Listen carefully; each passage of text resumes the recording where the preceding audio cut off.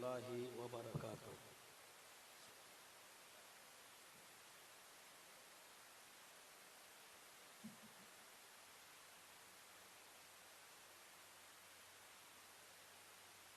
अल्हम्दुलिल्लाह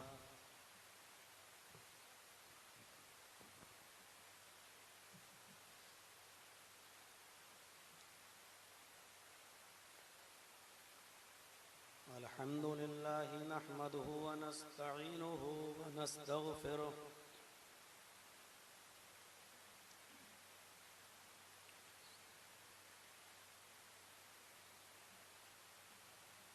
व नऊज़ु बिल्लाहि मिन शुरूरि अनफुसिना व मिन सय्यिआति अअमालिना।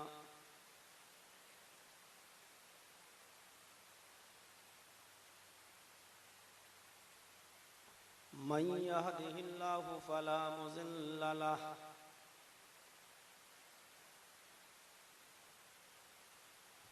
व मन युज़लिल्हु फला हादिय लह।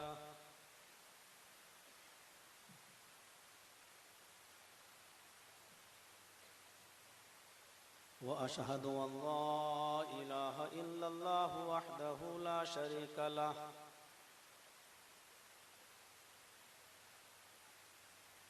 व अशहदु अन्न मुहम्मदन अब्दुहु व रसूलुहु। अम्मा बअद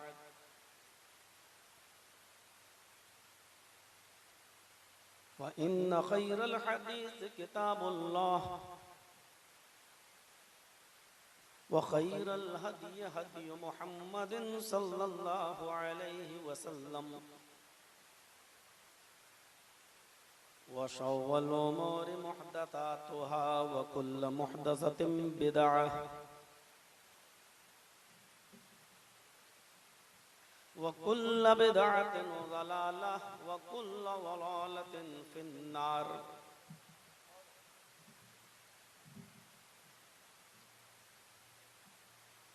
अऊज़ु बिल्लाहि मिनश शैतानिर रजीम।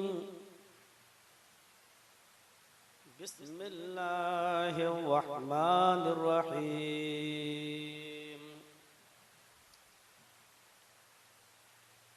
वसारिऊ इला मग़फ़िरतिन मिन रब्बिकुम व जन्नतिन अर्ज़ुहस समावातु वल अर्ज़ उइद्दत लिल मुत्तक़ीन।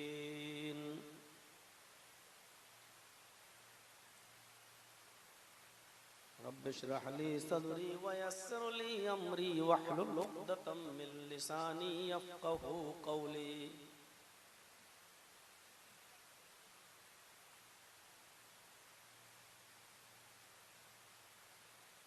इस इजलास के सदर मुहतरम, इस इजलास के कन्वीनर और नाज़िम इजलास शेख तौहीद सलफ़ी हफ़िज़हुल्लाह,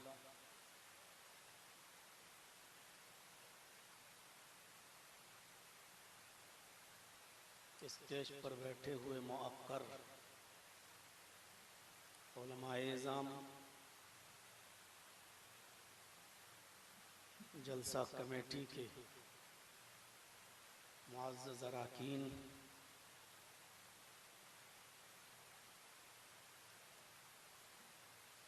रहमत नगर कटिहार और उसके अतराफ़ व अकनाफ से तशरीफ़ लाए हुए मुअज़्ज़ज़ सामईन हज़रात,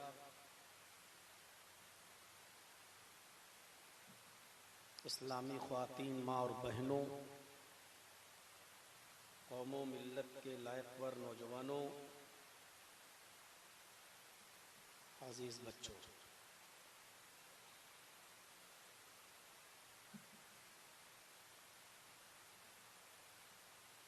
रात के 12 बजे तक कई उलमा से आपने बड़ी मुफीद गुफ्तगू समाअत फरमाई है।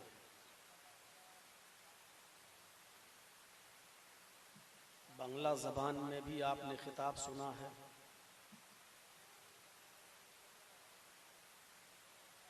उर्दू ज़बान में भी आपने खिताब सुना है, अब भी आप यहाँ बैठकर सुन रहे हैं। यकीनन इतनी रात तक बैठना और दिल जमाई के साथ बैठना इस बात की तरफ इशारा करता है कि अभी कुरान और हदीस की रमक, चमक, मोहब्बत हमारे सीनों में, हमारे दिलों में महफूज है। कोशिश होनी चाहिए उस पर अमल की। हम दुआ करते हैं अल्लाह ताला से कि इलाहुल आलमीन सुनने से ज़्यादा हमें अमल की तौफीक भी अता फरमा। मुख्तलिफ अनावीन पर मुख्तलिफ लबो लहजे में आपने बहुत सी बातें सुन ली हैं। मैंने कुरान करीम की एक बहुत ही मुख्तसर आयत आपके सामने तिलावत की है। वसारिउ इला मगफिरतिम मिन रब्बिकुम व जन्नतिन अर्जुहस समावाति वल अर्ज़ उइद्दत लिल मुत्तक़ीन।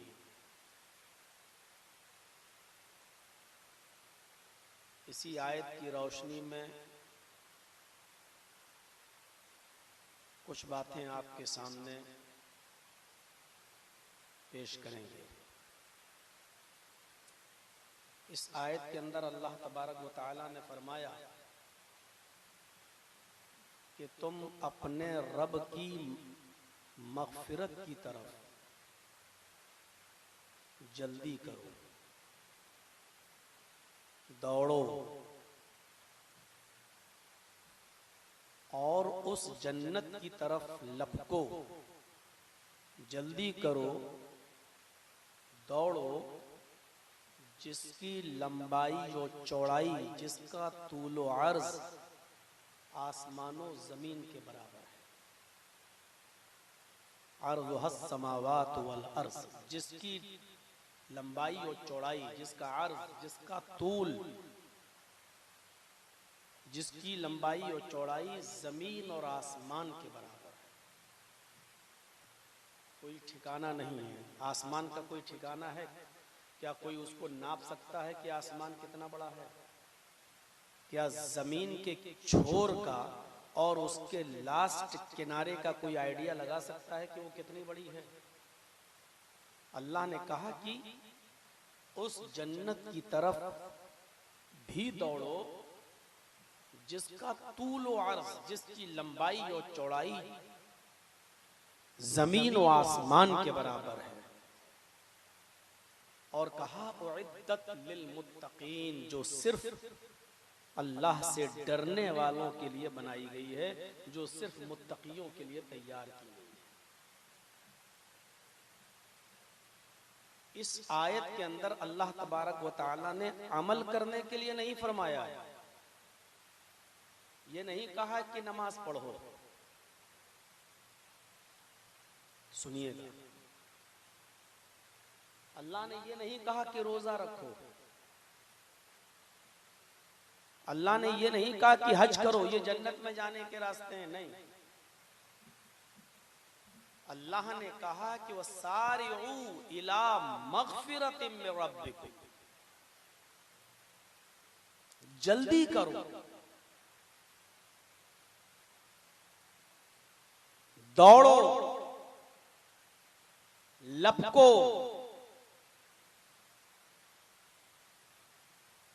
आज हमारी उम्र, मान लीजिए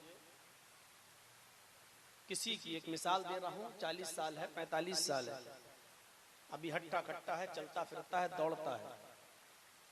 नमाज और रोजे की बात उसके सामने कही जाती है, ठीक है, अच्छी बात है इंशाअल्लाह। हज करने क्यों नहीं जा रहे हो? अल्लाह ने पैसा दिया है तुम्हें, सब कुछ है तुम्हारे पास, 2-3 लड़कियां हैं, शादी कर लूं उसके बाद चला जाऊंगा। अरे अभी क्या हुआ, अभी तो चल रहे हैं फिर रहे हैं, 2-4 साल 10 साल और थोड़ा सा गुजार लें, उसके बाद हम नमाज पढ़ने लगेंगे।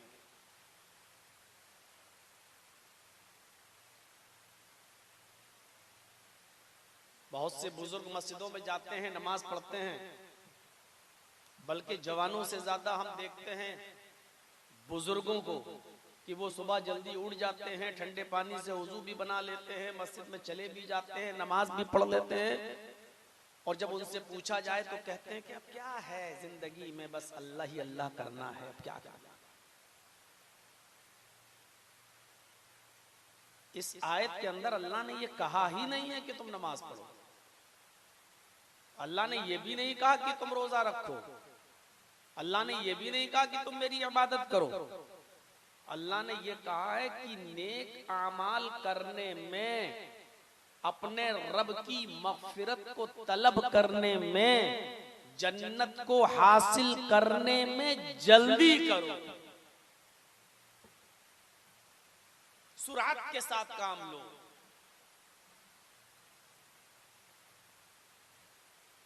हमारी जेब में 500 का नोट पड़ा हुआ है,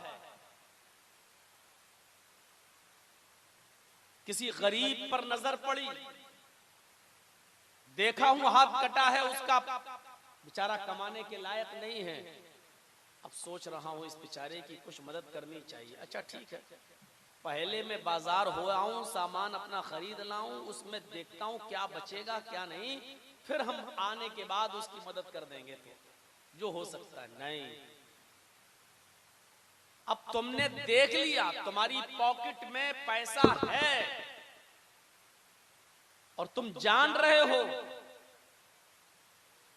कि यह आदमी जरूरतमंद है, अब यह एहसास होना चाहिए आपके अंदर कि मार्केट तक जाते वक्त, सामान खरीदने के बाद पता नहीं हम जिंदा भी रहेंगे या नहीं रहेंगे, और इस गरीब की मदद कर भी पाएंगे या नहीं कर पाएंगे, ये एहसास आपके दिल में उसी वक्त आना चाहिए। और जरूरियाते जिंदगी का सामान बाद में खरीदिए, पहले जितना मुमकिन हो सके उसमें से उस गरीब की मदद कर दीजिए और बाद में जाइए।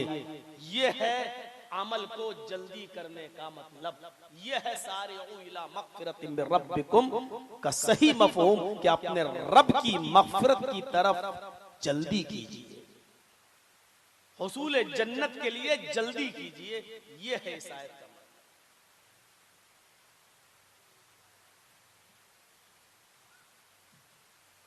जल्दी इबादत करने का और जल्दी नेक अमाल में जल्दी करने का मतलब यह है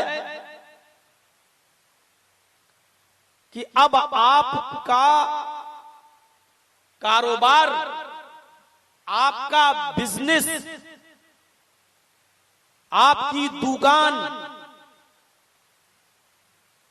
आपके ऑफिसेज, आपकी नौकरियां,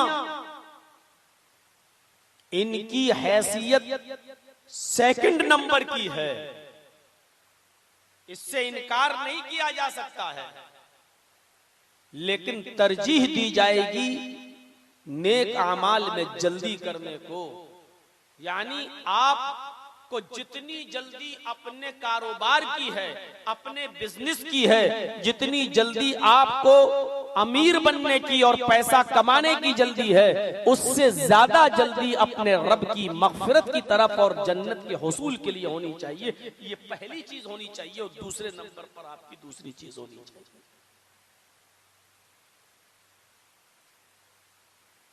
इस चीज को आप ज़हन में रखिए। सारिउ सुरात का मतलब भी होता है जल्द अज जल्द किसी काम को करना।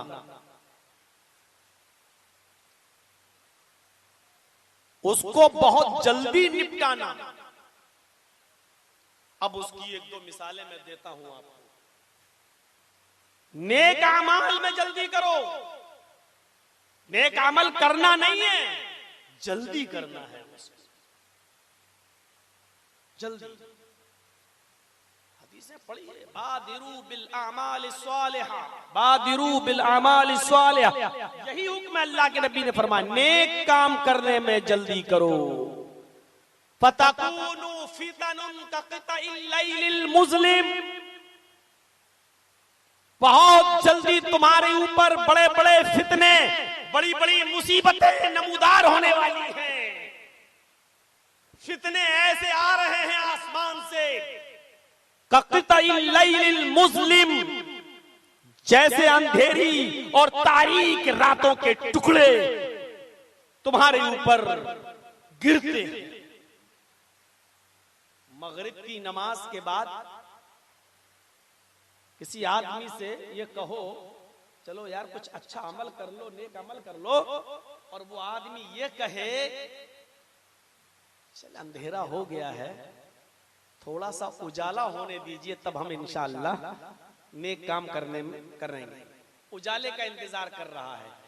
मगरिब की नमाज के बाद किसी से कहो कि नेक अमल करने में जल्दी करो, आओ थोड़ा सा अच्छा काम करें, और वो ये कहे कि नहीं थोड़ा सा उजाला हो जाने दो, मैं इंतजार कर लेता हूँ, थोड़ी सी रोशनी का, थोड़े से उजाले का भी अंधेरा है, मैं थोड़ा सा उजाला होते ही इंशाअल्लाह ये नेक काम कर लूंगा।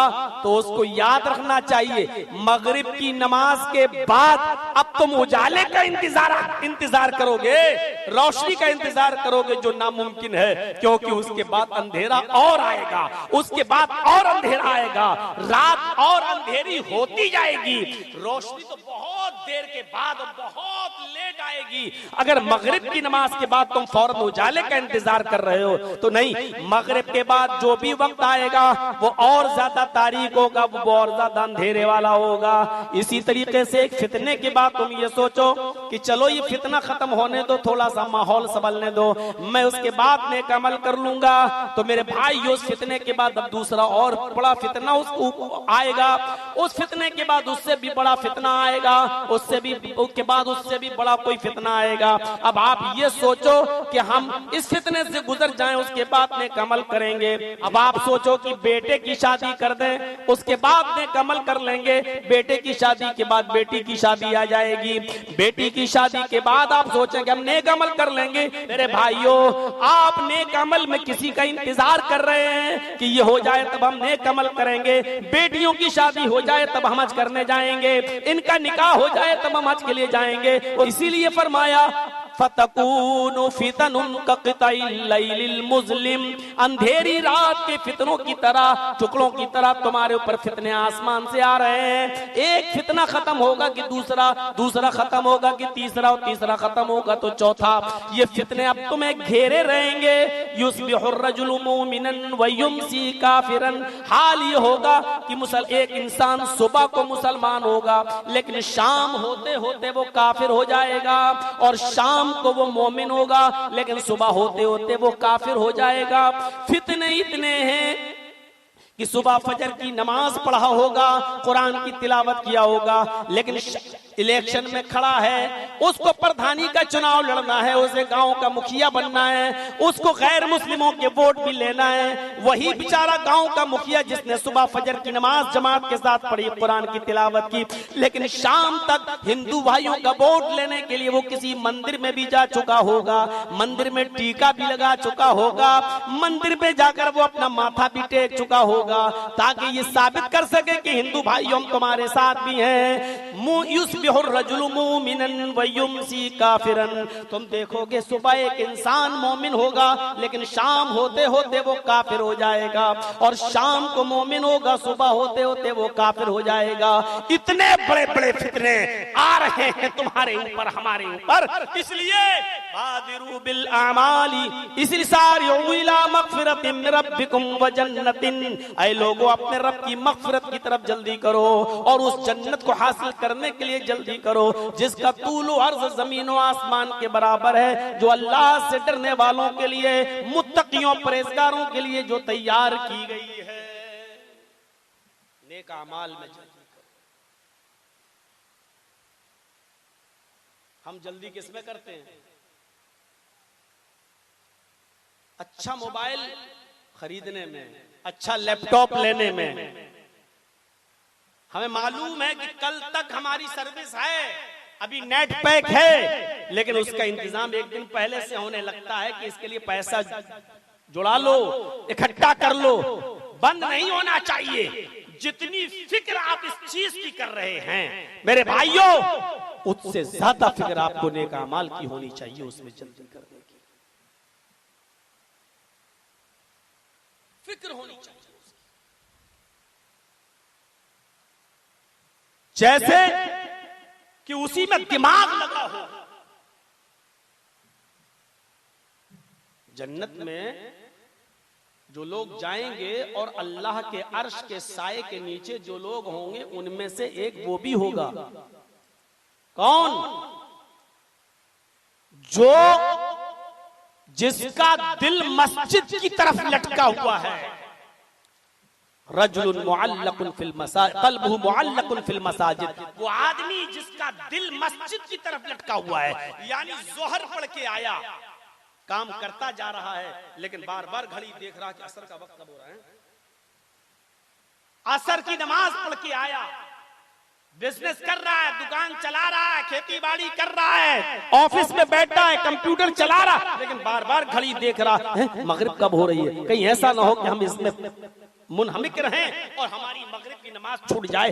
फौरन मगरिब का वक्त होता है और वो जाता है, मगरिब पढ़ के आता है कि ईशा में दिमाग लगा हुआ है, ईशा नमाज पढ़ के आ रहा है, बिस्तर पे सोता है, बार बार रात में आंख खुलती है, घड़ी देखता कहीं फजर की नमाज कज़ा तो नहीं हो रही है मेरी। बार बार उसका ज़हन मस्जिद की तरफ लगा है, फजर की नमाज की तरफ लगा है।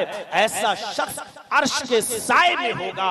सबअतु युज़िल्लुहुमुल्लाहु फी ज़िल्लिही यौम ला ज़िल्ला इल्ला ज़िल्लुहु इमामुन आदिल व शाबुन नशा फी इबादति रब्बिही व रजुलुन क़ल्बुहु मुअल्लकुन फिल मस्जिद। जिसका दिल मस्जिद की तरफ लगा हुआ है, जो हर वक्त मस्जिद के बारे में सोच रहा है, नमाज के बारे में जिसका तसव्वुर है, वो अल्लाह के अर्श के साए में होगा।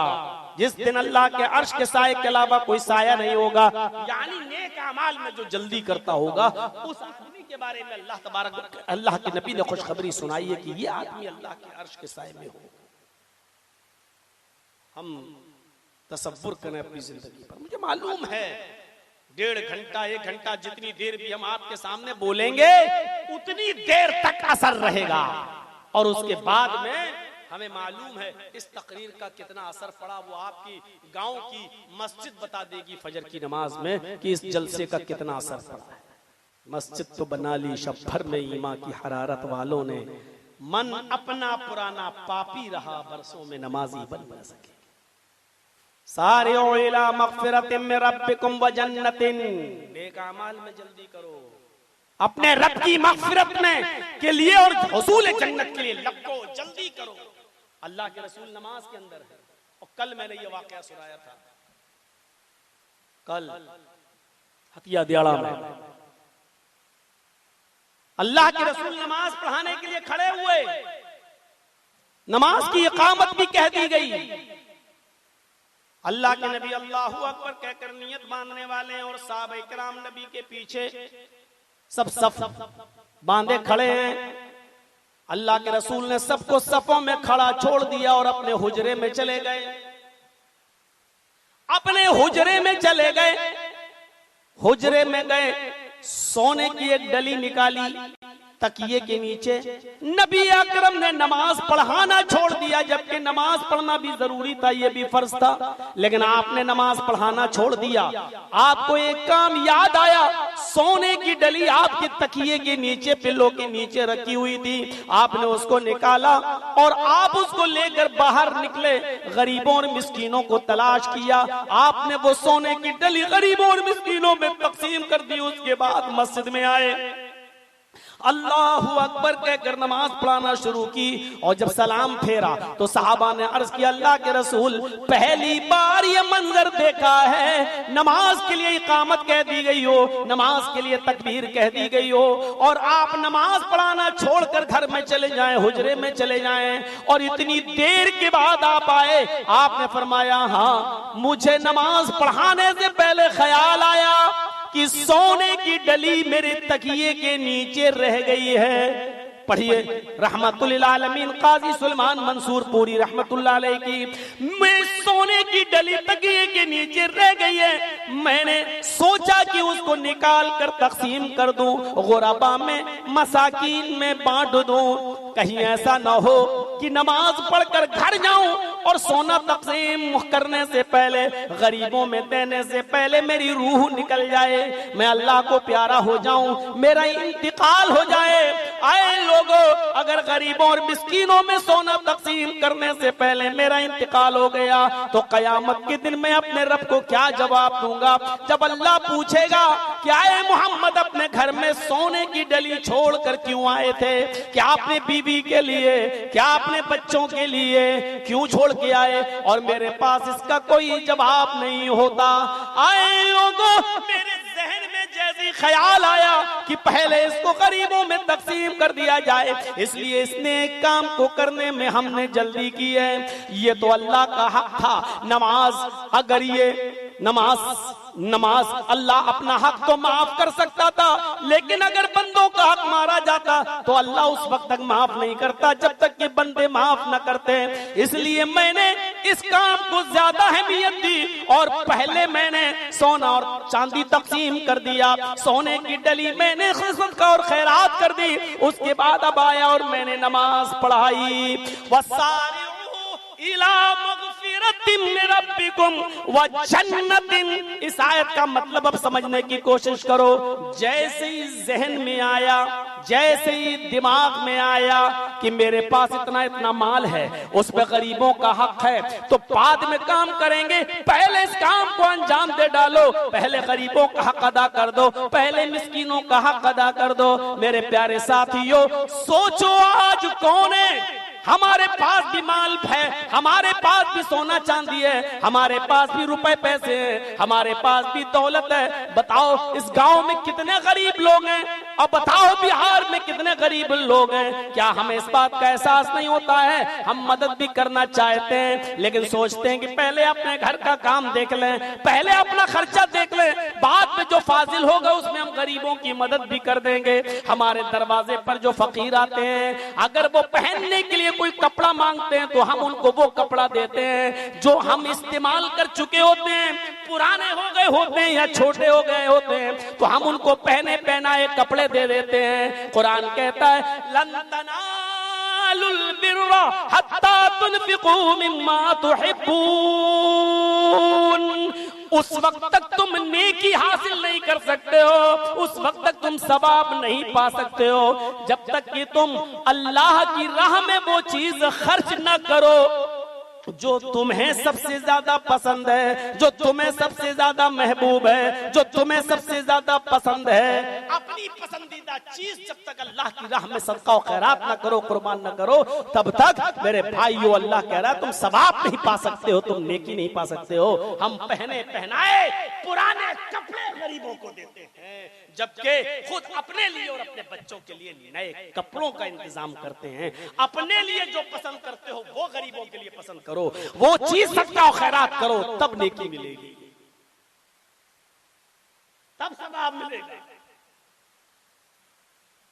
मौलाना बात तो आपकी सही है, लेकिन करना बड़ा मुश्किल है। कैसे नहीं होगा? सारिऊ का लफ्ज बता रहा है, सुरात, जल्दबाजी करना है, नेक अमल करने में जल्दबाजी करना है। अभी तक यही सुनते थे नमाज पढ़ो, रोजा रखो, अच्छे काम करो। मौलाना तो कह रहे हैं अच्छा काम नहीं, उसमें भी जल्दी करो।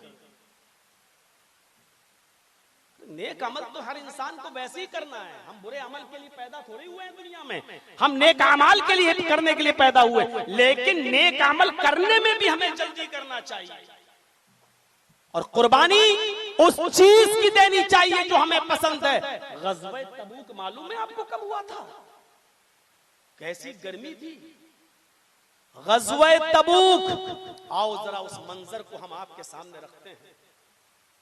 और बिहार वालों, कटिहार वालों, रहमतनगर के लोगों, आपसे बहुत मुशाबिहत है इस वाक़े की।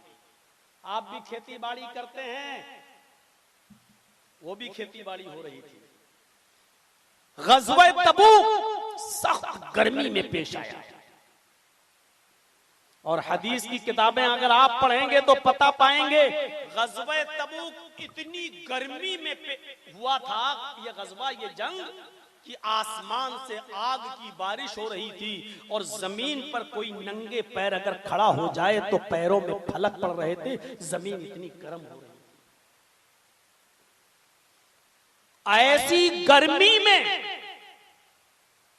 अल्लाह के नबी हुक्म देते हैं कि लोगों इस ग़ज़वे के लिए निकलो, इस जंग के लिए निकलो। और जानते हो कितने किलोमीटर का सफर? कटिहार से बॉम्बे कितना किलोमीटर है? मैं समझता हूं कि शायद 1300-1400 किलोमीटर से कम नहीं होगा। आपका दिल्ली 1100-1300 किलोमीटर से करीब नहीं होगा। अल्लाह के नबी जिस बस्ती में हैं वहां से ग़ज़वा तबूक के लिए सहाबा किराम को हुक्म दे रहे हैं निकलो। कितनी दूर? 1200, तकरीबन 1200 किलोमीटर का सफर। ट्रेन का सफर नहीं है, राजधानी का सफर नहीं है। मौलाना जर्जीस साहब की तरह दिल्ली से बैठे, लखनऊ से बैठे और बागडोरा एयरपोर्ट पे 2 घंटे में उतर गए, ये सफर नहीं है। 1200 किलोमीटर का सफर, वो भी बिजनेस के लिए नहीं। एक तो ये होता कि चलो पैसा कमाने के चक्कर में लोग सऊदीया भी चले जाते हैं और दुबई भी चले जाते हैं कि अपने बच्चों का कुछ फ्यूचर संभलेगा, मेरी बीवी बच्चों के काम आएगा। यहां ये भी नहीं है। यहां ये है कि जिस जंग में हम जा रहे हैं पता नहीं हम भी वापस आएंगे या नहीं। 1200-1300 किलोमीटर का सफर, आपने हुक्म दिया निकलो। और जानते हो ये हुक्म किस वक्त दिया जा रहा है? जब फसलें पककर तैयार, खजूरों का फल पककर तैयार हो चुका है, 1-2 दिन में वो खजूर कटने वाले हैं और मार्केट में बिकने वाले हैं। जिस खजूर की पैदाइश और उसके बिजनेस पर पूरे साल का खर्चा चलता है, उन अरबों का, उन सहाबा किराम का, वो खजूर की फसलें पककर तैयार। भाई आपने धान लगाया और पककर तैयार, 2-4 दिन रह गए कटने के लिए, और ऐसे मौके पे कह दिया जाए कि चलिए जिहाद के लिए, और आपको 1200-1300 किलोमीटर जाना पड़े, वो भी बिना ट्रेन के और बिना प्लेन के, बिना बस के और बिना 4 व्हीलर के, घोड़े या ऊंट का सफर। और फिर उस सफर में ये हो कि पता नहीं हम वापस भी आ पाएंगे या नहीं आ सकेंगे। जरा तसव्वुर करिए आप, जबकि आपका खेत पककर तैयार है, धान पककर तैयार है, यही कटना है, यही मार्केट में बिकना है और इसी से आपके पूरे साल का खर्चा चलना है। जरा तसव्वुर कीजिए आप, ये कंडीशन है सहाबा किराम के साथ। उनके खजूरों की फसल तैयार है, पककर तैयार, 2-3 दिन में कटने वाली है, और अल्लाह के रसूल ने कहा कि इस जंग के लिए निकलो। सहाबा किराम निकलने के लिए तैयार हो गए, एक मैदान में जमा हो गए। अब आपने फरमाया कि जिसके पास जो जो सामान हो वो लेकर आओ, अपने घर से सामान लाओ। हमें ज्यादा राह चाहिए वहां तक चलने के लिए, 1200 किलोमीटर का सफर है, वहां तक जाने के लिए भी हमें खर्चा चाहिए, खाने पीने का सामान चाहिए। जो जानवरों को हम लेके जाएंगे उनको भी खिलाना है। हम और आप 1-2 दिन भूखे रह जाएंगे चलेगा, लेकिन जानवरों को भूखा रखेंगे तो फिर उस पे सवारी कैसे होगी? इन जानवरों को भी खिलाना पिलाना है। लिहाजा अपनी अपनी हैसियत के मुताबिक सामान ले आओ। तुम्हारे पास जो कुछ भी हो चंदा दो। चंदा, यहाँ चंदे का नाम लो तो छाती फटने लगती हो। सहाबा किराम चंदा लाने लगे, ताउन करने लगे। हजरत अबू बकर सिद्दीक अपने घर का सारा माल ले आए। सुनिए, ये सुनने की चीज है। अबू बकर सिद्दीक अपने घर का सारा माल ले आए। हजरत उमर फारूक भी अपने घर गए और अपनी बीवी से पूछा घर में क्या क्या है। जो जो सामान था उसको इकट्ठा किया और आधा सामान ले आए, आधा अपने घर में छोड़ दिया। 2 गिलास थे, 1 गिलास ले आए। 2 चादर थी, 1 चादर ले आए। 2 तकिए थे, 1 तकिया ले आए। 2 जानवर थे, 1 जानवर ले आए, घर पे छोड़ दिया। यानी अपने सामान के 2 हिस्से किए, 1 हिस्सा घर में छोड़ दिया और 1 हिस्सा ले आए। हजरत उमर फारूक का 1 हिस्सा सामान हजरत अबू बकर सिद्दीक के घर के सारे सामान से ज्यादा था। अब इससे ज्यादा आसान उर्दू में हम नहीं समझा सकते आपको, हम बहुत सिंपल उर्दू बोल रहे हैं ताकि आप समझ जाएं। हजरत उमर के घर का आधा सामान हजरत अबू बकर सिद्दीक के घर के पूरे सामान से ज्यादा था, लेकिन अबू बकर सारा ले आए और उमर फारूक अपने घर का आधा लाए, निस्फ। अबू बकर सिद्दीक का पूरा माल हजरत उमर फारूक के आधे माल से भी कम था, और सहाबा अपना अपना ले आया। तो मैं अर्ज ये कर रहा था कि अबू बकर सिद्दीक का आधा सामान हजरत उमर फारूक के, अबू बकर सिद्दीक के घर का पूरा सामान हजरत उमर फारूक के आधे सामान से भी कम था।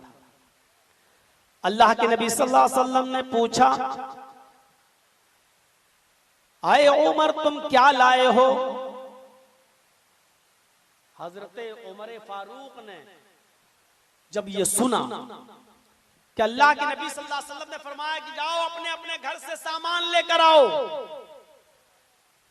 तो हजरत उमर फारूक आज सोचने लगे कि आज मौका है अपने घर से सामान लाने का, और इतना ज्यादा सामान लाऊंगा कि आज हजरत अबू बकर सिद्दीक से मैं नेकियों में आगे बढ़ जाऊंगा। फस्तबिकुल खैरात, कुरान ने कहा है कि आप किसी से आगे बढ़ना चाहें तो दौलत में आगे मत बढ़िए, बिजनेस में आगे मत बढ़िए। इसने इतना कमाया हम इससे ज्यादा कमाएं, इसके पास 1 लाख रुपया है तो हम 1.5 लाख कमाएं, ये नहीं होना चाहिए। लेकिन आप अगर आगे बढ़ना ही चाहते हैं किसी से, तो कुरान कहता है नेकियों में आगे बढ़ो। अच्छा ये इतना नमाज पढ़ता है, हम इससे ज्यादा नमाज पढ़ेंगे। अच्छा ये गरीबों में इतना देता है, हम इससे ज्यादा देंगे, लेकिन वो भी चुपके से, दिखाकर नहीं, रिया नमूद के साथ नहीं। अच्छा ये 5 गरीबों को खाना खिलाता है, मैं चुपके से 10 गरीबों को खाना खिलाऊंगा। आप नेक काम में एक दूसरे से आगे बढ़ने की कोशिश कीजिए, बिजनेस से नहीं, कारोबार में नहीं, इसमें आप आगे बढ़ने की कोशिश न करें, इसमें आगे बढ़ने की। तो हजरत उमर फारूक ने जब ऐलान सुना, अबू बकर ने भी ऐलान सुना, अल्लाह के नबी ने फरमाया कि कौन है जो आज ताबुन करेगा ग़ज़वे तबूक में लड़ने के लिए, अपने घर से सामान लाएगा, अल्लाह उसको जन्नत देगा। सब लोग आगे बढ़ने लगे, नेक काम था, जल्दी करो जल्दी करो। हजरत उमर फारूक ने सोचा आज मैं इतना माल लाऊंगा कि आज ही मौका है अबू बकर सिद्दीक से, जो कभी मैं नेकियों में आगे नहीं बढ़ पाया, आज मैं अबू बकर सिद्दीक से नेकियों में आगे बढ़ जाऊंगा। आज मौका है अपने आप को इस नेक काम में आगे बढ़ाने का। हजरत उमर फारूक अपने घर का आधा माल ले आए और सोच रहे थे कि मेरा माल अबू बकर के माल से ज्यादा है, इसलिए आज अल्लाह के रसूल खुश होंगे और कहेंगे कि उमर तुमने तो वाकई बहुत बड़ा काम किया है। जब ये दोनों सहाबी नबी के सामने आए तो अल्लाह के नबी सल्लल्लाहु अलैहि वसल्लम ने पूछा कि अबू बकर तुम क्या लाए हो? कहा अपने घर का सारा माल ले आया हूं। कहा सारा माल लाए हो तो घर में क्या छोड़ा है? सुनिए, घर में क्या छोड़ के आए हो? तो हजरत अबू बकर की आंखों में आंसू आ गए और रोते हुए कहने लगे, ओए अल्लाह के नबी घर में क्या छोड़ूंगा, घर में बस अल्लाह और उसके रसूल की मोहब्बत छोड़ के आया हूं, कोई चीज घर में बाकी नहीं है, जो कुछ भी था सब ले आया। हजरत उमर फारूक से पूछा कि आए उमर तुम क्या लाए हो? हजरत उमर ने कहा ये सारा माल जो आप देख रहे हैं। फरमाया फिर घर में क्या छोड़ा है तुमने? तो हजरत उमर फारूक ने कहा जितना माल लाया हूं उतना ही मैंने घर में भी छोड़ा है, यानी मैंने अपने घर के माल के 2 हिस्से किए, 1 हिस्सा घर पे छोड़ा, 1 हिस्सा ले आया हूं। हजरत अबू बकर कहते हैं, आय अल्लाह के नबी, मैं अपने घर का सारा माल ले आया, घर में मैंने कुछ नहीं छोड़ा, अगर छोड़ा तो सिर्फ अल्लाह का नाम बाकी छोड़ा है, सिर्फ अल्लाह और उसके रसूल की मोहब्बत को घर में छोड़ा है। इतना सुनना था, हजरत उमर फारूक डीगे मार मार के रोने लगे, आंखों में आंसू भर आए, जोर जोर से रोते हुए कहने लगे, अय अबू बकर, आज तो तुम अपने घर का सारा माल लाए, घर में कुछ भी नहीं छोड़ा। आज ही तो मैंने सोचा था कि मैं नेकियों में आपसे आगे निकल जाऊंगा, आज मैं अपने घर में इतना माल लाऊंगा अपने घर से कि मेरा माल सबसे ज्यादा होगा, लेकिन तुम्हारा कम माल भी सबसे ज्यादा है, क्योंकि आपने तो अपने घर में कुछ छोड़ा ही नहीं है, और मेरा माल आपसे ज्यादा होने के बावजूद भी कम है, क्योंकि आधा माल मैंने घर में छोड़ा है।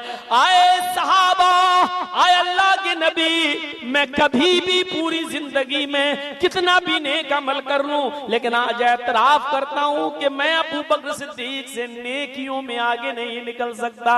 मैं कभी जिंदगी में अबू बकर सिद्दीक से नेकियों में आगे नहीं बढ़ सकता। अबू बकर सिद्दीक की नेकी नेकी रहेगी, हम कभी उनसे नेकियों में आगे नहीं बढ़ सकते हैं।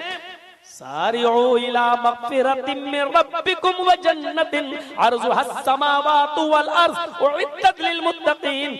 नेक काम करने में, अपने रब की मग़फ़िरत को तलब करने में तुम जल्दी करो, लब को दौड़ो, जन्नत को हासिल करने में जल्दी करो।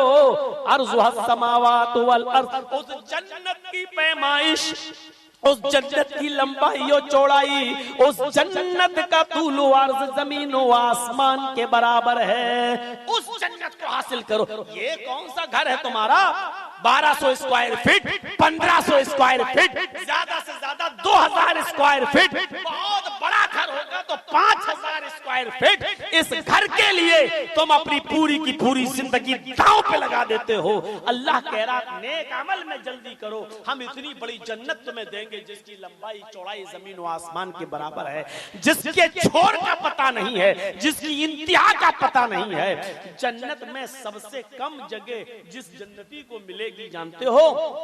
जिस जन्नती को मिलेगी वो भी कितनी बड़ी होगी। अरे दुनिया में कोई ऐसा तो होगा जिसने सबसे कम नेक अमल किए होंगे और जिसने सबसे कम नेकियां की होंगी, और उसको भी जब अल्लाह जन्नत देगा तो सबसे कम नेक अमल करने वाले को जब जन्नत मिलेगी तो उसको जन्नत में सबसे कम जगह मिलेगी। लेकिन वो सबसे कम जगह भी कितनी होगी? बुखारी और मुस्लिम की रिवायतें पढ़िए तो आपको पता चलेगा, जन्नत में सबसे कम जगह जिस जन्नती को मिलेगी वो जगह भी इतनी बड़ी होगी कि वो एक तरफ अपने मकान से घोड़े पर बैठकर सफर करे, उसका घोड़ा 100 साल तक दौड़ता रहे, और 100 साल के बाद जहां रुकेगा वहां तक उसकी जगह होगी। ये जन्नती की सबसे कम नेक अमल करने वाले जन्नती की सबसे छोटी जगह होगी। अब सोचो इससे बड़ी जगह किसको कितनी मिलेगी उसके लिए।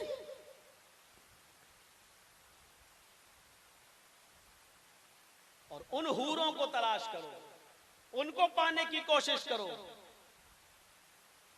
जिनकी पिंडली 70,000 कपड़े पहनने के बावजूद भी, 70,000 कपड़े पहनने के बावजूद भी उनकी पिंडली नहीं, पिंडली के अंदर जो हड्डी है, ये हड्डी, इस हड्डी के अंदर जो गूदा है वो गूदा भी नजर आ रहा होगा, इतनी खूबसूरती होगी। ग़ज़वा तबूक में देखिए, हजरत उमर फारूक चीख पड़े कि मैं अबू बकर सिद्दीक से कभी नेकी में आगे नहीं निकल पाऊंगा, कभी नेकी में आगे नहीं निकल पाऊंगा। एक बार उमर फारूक सौदेबाजी पर उतर आए। सौदाबाजी समझते हैं ना? सौदेबाजी। आए अबू बकर, मेरी जिंदगी भर की नेकियां तुम ले लो। सौदा करने लगे, मेरी जिंदगी भर की नेकियां तुम ले लो, और अपनी एक दिन की वो नेकी जिस दिन आप गारे सौर में अल्लाह के नबी सल्लल्लाहु अलैहि वसल्लम के साथ थे, आपका नबी अकरम का सर आपकी रान पर था और आप अपने अंगूठे से एक सुराख को बंद किए हुए थे, और एक बिच्छू आपके पैर में काट रहा था, डंक मार रहा था, लेकिन आप अपना पैर इसलिए नहीं हिला रहे थे, उसमें जुम्बिश हरकत इसलिए नहीं कर रहे थे कि अगर पैर हिलाऊंगा तो नबी अकरम की नींद में डिस्टर्ब हो जाएगा, नबी अकरम की आंख खुल जाएगी। इसलिए आपने अपने पैर को, अंगूठे को बिच्छू से कटवाना गवारा कर लिया, लेकिन पैर हिलाना गवारा नहीं किया। उस दिन की जो नेकी आप की थी, वो एक दिन की नेकी मुझे दे दीजिए, और उस एक दिन की नेकी के बदले में मेरी जिंदगी भर की इबादतें, मेरी जिंदगी भर की नेकियां ले लीजिए।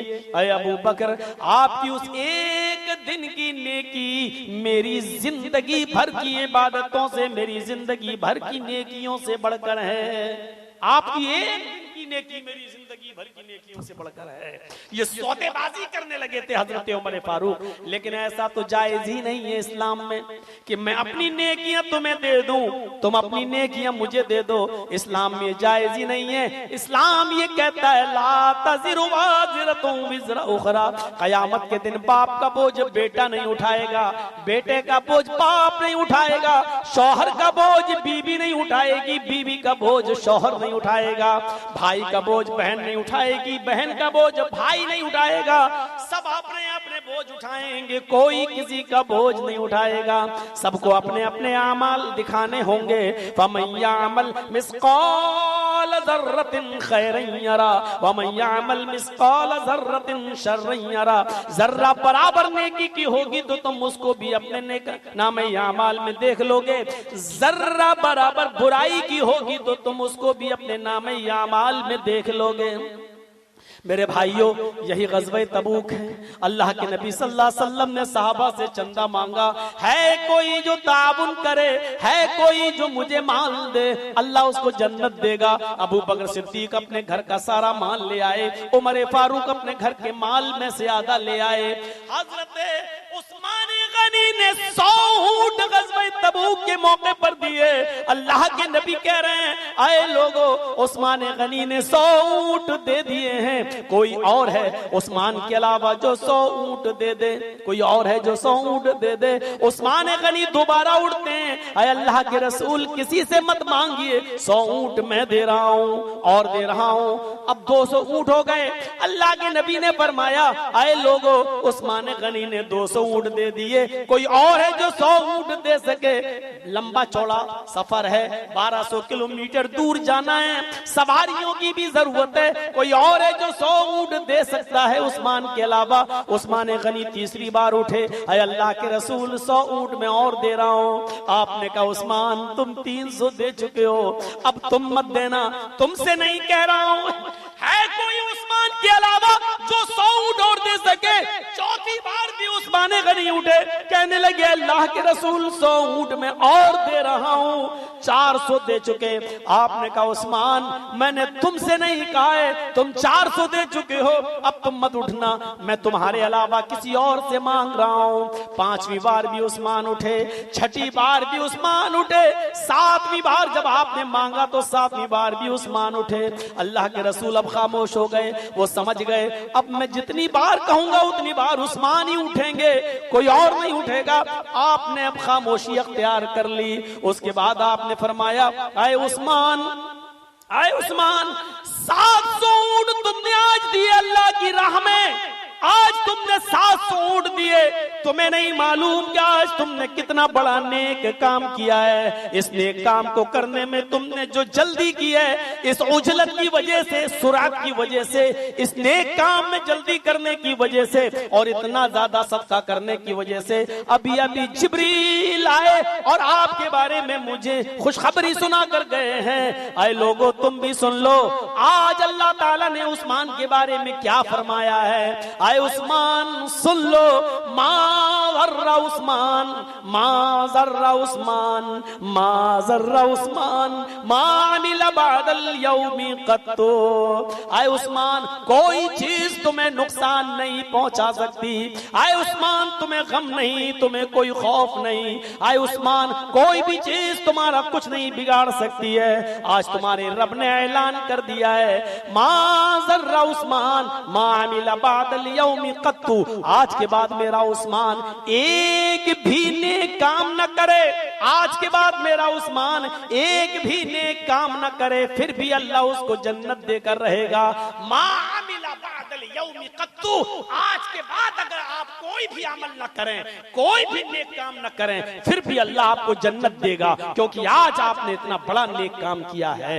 मेरे भाइयों, ये वही कुरान की आयत थी, वसारिउ इला मगफिरतिन मिन रब्बिकुम व जन्नतिन, अपने रब की मगफिरत और जन्नत की तरफ जल्दी करो, अपने रब की मगफिरत और जन्नत की तरफ दौड़ो, जल्दी करो, सूरज से काम लो, जल्दी करो, जिसका तूलो अर्ज़ ज़मीन व आसमान के बराबर है, उस काम को पाने में, उस जन्नत को पाने में जल्दी करो। मेरे भाइयों, ये नेक काम था जिसमें उस्मान गनी भी जल्दी करते थे, अबू बकर भी जल्दी करते थे। हम नहीं कह रहे हैं आपसे कि नेक अमल करो, वो तो मुसलमानों पर फर्ज है, हम क्यों कहेंगे नेक अमल करो। आज की तकरीर का मौजू ये है कि नेक अमाल में जल्दी करो। अगर कोई ख्याल आया कि हमें ये करना है और अच्छा काम है तो जल्दी कर डालो, ऐसी ख्याल आए फौरन नेक काम कर डालिए, उसको छोड़िए नहीं। छोड़ देंगे कि कल कर लेंगे, परसों कर लेंगे, तब तक आपको पता नहीं कि आप जिंदा भी रहो या नहीं, या शैतान कहीं आपके इरादे को बदल न दे, मोड़ न दे। इसलिए कहा नेक काम करने में जल्दी करो। सोचो मेरे प्यारे साथियों, जरा अंदाजा लगाओ,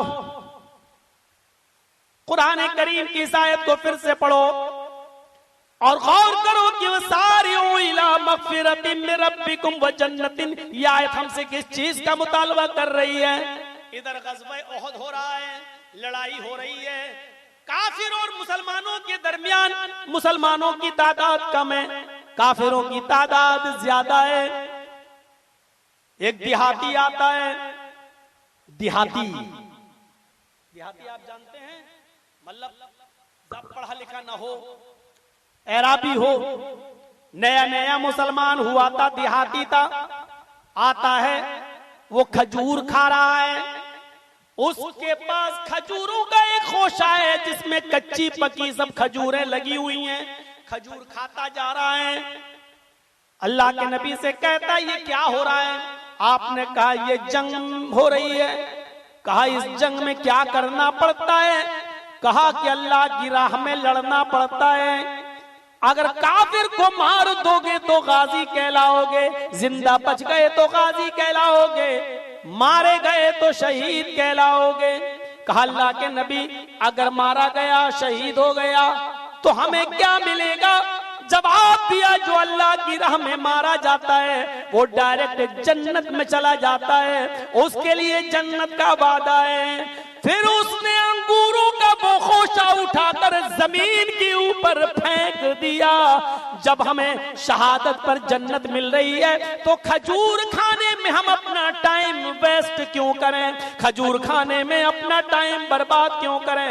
उसने खजूरों का वो खोशा फेंक दिया, उसने पेट भर के खजूर भी नहीं खाया, फौरन मैदाने जंग में कूद पड़ा, तलवार चलाया, कई काफिरों को मारा, लेकिन उसी ओहद के मैदान में वो भी मारा गया, उसकी गर्दन पर भी तलवार चली और वो भी शहीद कर दिया गया, ये भी कत्ल कर दिया गया। मेरे प्यारे साथियों, पूरे वाक़े को बयान करने का मकसद ये था कि जब उसने ये सुना अल्लाह के नबी ने कहा अगर अल्लाह की राह में शहीद हो गए तो जन्नत मिलेगी।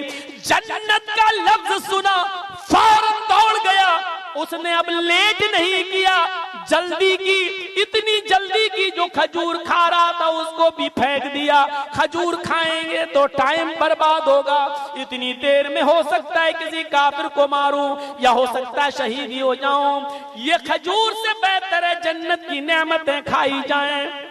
और कुरान भी तो यही कहता है, सारिउ इला मगफिरतिन मिन रब्बिकुम रब्बिकुम व जन्नतिन, अपने रब की मग़फ़िरत और जन्नत की तरफ लपको, जन्नत की तरफ जल्दी करो। इसने जन्नत को पाने के लिए इतनी जल्दी की, इतनी जल्दी की, इतनी जल्दी की कि खजूर भी नहीं खाया और मैदाने जंग में कूद गया, लड़ते लड़ते शहीद हो गया और जन्नत से धार गया। मेरे भाइयों, गौर करो कि ये कौन से सहाबा थे। ये देहातियों का हाल था, ये मुहम्मदुर रसूलुल्लाह के अराबियों का हाल था। दीन की मोहब्बत, कुरान की मोहब्बत, आयतों से मोहब्बत और जन्नत की मोहब्बत अल्लाह के नबी ने उन देहातियों के दिलों में भी ऐसी भर दी थी कि जन्नत का नाम सुनते थे तो पेट भर के खजूर खाने में भी टाइम बर्बाद नहीं करते थे। मैदाने जंग में कूद गए और इतना लड़े कि लड़ लड़ कर शहीद हो गए और जन्नत के अंदर चले गए। मेरे प्यारे भाइयों, इसी को कहते हैं नेक अमाल में जल्दी करना, इसी को कहते हैं नेक अमाल में आगे बढ़ना, इसी को कहते हैं नेक अमाल में उजलत करना, सूरत करना। वसारिऊ इला मग़फ़िरतिन मिन रब्बिकुम व जन्नतिन अर्ज़ुहा अस्समावातु वल अर्ज़ उइद्दत लिल मुत्तक़ीन। ओ लोगों, अपने रब की मग़फ़िरत की तरफ जल्दी करो, हुसूल जन्नत के लिए जल्दी करो। जिस जन्नत की लंबाई और चौड़ाई जमीन और आसमान के बराबर है, जो अल्लाह से डरने वालों के लिए बनाई गई है, जो मुत्तकियों के लिए तैयार की गई है, उस जन्नत को पाने की कोशिश करो।